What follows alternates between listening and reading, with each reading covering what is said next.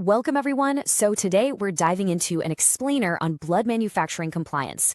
And look, I totally get it. Federal regulations can feel incredibly dense. You look at these rules and it's just a wall of legal jargon. But you are in the right place because we're going to break all of those highly technical requirements down into clear, plain English concepts you can actually use. Whether you're a young professional just stepping into the compliance space or honestly just curious about the behind-the-scenes mechanics of our healthcare system, we're going to make this super accessible. Right off the bat, we need to ask ourselves a pretty massive question. How in the world do we actually guarantee the safety of every single drop of the blood supply? I mean, think about the stakes for a second. In the world of blood banking, a single oversight, say a misplaced label or even a slightly miscalibrated thermometer, that isn't just a minor administrative hiccup. It's a literal life or death scenario for a patient. There is zero margin for error here. Zero. To really grasp these rules, we first have to shift our perspective on what a blood component actually is. It's so easy to just think of blood as a standard bodily fluid, right? But to regulators, it's categorized as a highly complex, life-saving biological drug. It isn't merely collected, it's manufactured, it's processed, and it's distributed. Because this is a product coming straight from a human donor and going directly into a human patient, the level of oversight and strict standardization required is basically on par with any major pharmaceutical drug on the market. Okay, to make this whole regulatory framework easy to digest, we've broken it down into 6 logical pieces.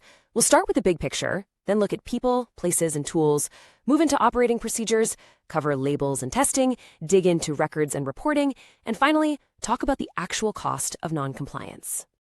Let's kick things off with Section 1, the big picture, focusing on exactly why these relentless rules exist in the first place. You really have to understand the why before the what. Blood is a miracle. It saves lives, but it inherently carries massive, massive risks. We're talking about the potential to transmit infections or trigger fatal immune reactions if the blood is mismatched. Because of that reality, the entire foundation of these rules rests on 3 completely non-negotiable pillars: safety, purity, and potency. Every single requirement we're about to go through was specifically designed to shield patients from contamination, human error, and deadly mix-ups. Moving right along to Section 2, people, places, and tools. This is all about the foundational environment. Think of a blood facility less like your average neighborhood clinic and way more like the kitchen of a Michelin star restaurant. You simply cannot create a safe product in a messy or compromised space. The baseline physical expectations are intense. We're talking immaculate, well-ventilated, well-lit workspaces. You need dedicated hand washing and proper waste disposal stations to stop cross-contamination in its tracks. And here's a really crucial concept: compartmentalization. Facilities have to maintain highly secure, totally separate quarantine zones. That way, untested or rejected items never, ever accidentally mix with cleared, ready-to-go products. Oh, and it goes without saying, anyone who is sick or unauthorized, they are strictly locked out of these operational areas. What's genuinely fascinating about this framework is how it systematically eliminates human guesswork. When it comes to your equipment, you can never just assume a machine is doing its job. You have to prove it, continuously. Temperature recorders, those have to be verified against a known standard every single day. Centrifuges, the machines that spin and separate the blood parts, they need their speed and temperature checked every day they're in use. And autoclaves have to be monitored every single time you hit the power button. It is a relentless, nonstop cycle of verification.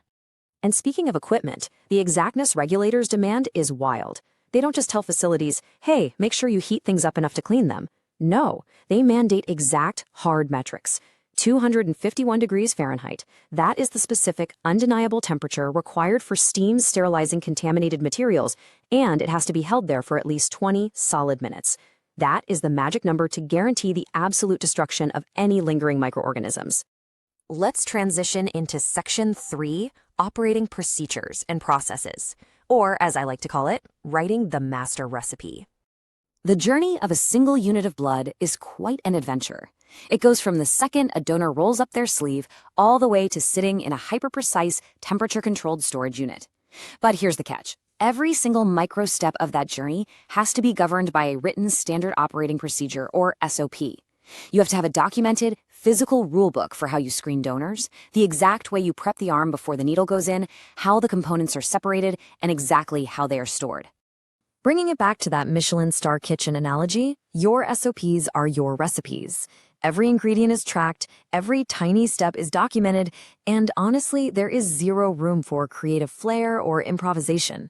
If the manual says you wait exactly 10 minutes, you do not wait 9. Following these rigid instructions to the letter is the ultimate defense against well-meaning but potentially fatal human guesswork. All right, Section 4, labels and laboratory testing. Because a perfectly collected unit of blood is useless and actually incredibly dangerous if you don't know exactly what it is. A confusing label that's missing barcodes or has fuzzy expiration dates is an absolute safety nightmare. Compliant labeling has to be exceptionally, brilliantly clear. The rules dictate machine-readable barcodes to completely bypass human reading errors. You need massive, prominent product names, specific expiration dates, and by the way, sometimes that's tracked down to the exact hour if the shelf life is short, plus very distinct visual warnings. To build another layer of defense against catastrophic transfusion mix-ups, there's a standardized color coding system. It acts as an instant visual safety net. Type O gets blue, Type A is yellow, Type B is pink, and Type AB uses white. Think about a medical professional rushing during a massive emergency. They don't always have time to squint at fine print, so these instant color cues are absolutely vital. But beyond the label, the actual lab testing has to be flawless. Facilities do rigorous cross-matching of donor and recipient samples to guarantee they play nicely together. One super specific requirement I want to highlight is the mandatory check on platelets for bacterial contamination. See, unlike other blood parts, platelets are stored at room temperature. That basically makes them a luxury resort for bacteria to multiply. So monitoring them specifically is incredibly crucial for keeping patients safe. Now on to Section 5, keeping records and reporting. In the compliance universe, there's a golden rule you just have to live by. If it wasn't written down, it literally didn't happen. The required lifespan of these records is staggering. Facilities don't just keep logs until the blood expires. No, they have to maintain these incredibly detailed histories for a full 10 years after processing is complete. Just wrap your head around that. You are building an unbreakable paper trail so that if an anomaly pops up a whole decade later, you have 100% traceability back to the specific phlebotomist who drew the blood, the exact machine they used, and the specific donor. And unfortunately, when things go tragically wrong, the reporting timeline is incredibly aggressive. If a complication from a collection or transfusion leads to a fatality, a facility cannot drag its feet. The authorities, specifically the FDA's Center for Biologics Evaluation and Research, must be notified on day 1, immediately, by phone or email. Then the facility is on a hyper-strict 7-day clock to conduct a full investigation and submit a comprehensive written report. Absolute transparency is demanded instantly. Which brings us to our final part, Section 6, the cost of non-compliance. Let's get real about what happens when these rigid systems inevitably experience a breakdown. Even the most elite facilities on Earth make mistakes. It happens. But the standard is crystal clear. Any deviation that compromises the safety, purity, or potency of a product that has already shipped out must be formally reported within 45 days. It's called a biological product deviation report. The framework actually acknowledges human error. But here is the kicker. Trying to hide a mistake or failing to report a breakdown in your process, regulators treat the cover-up as a far more severe offense than the original mistake itself.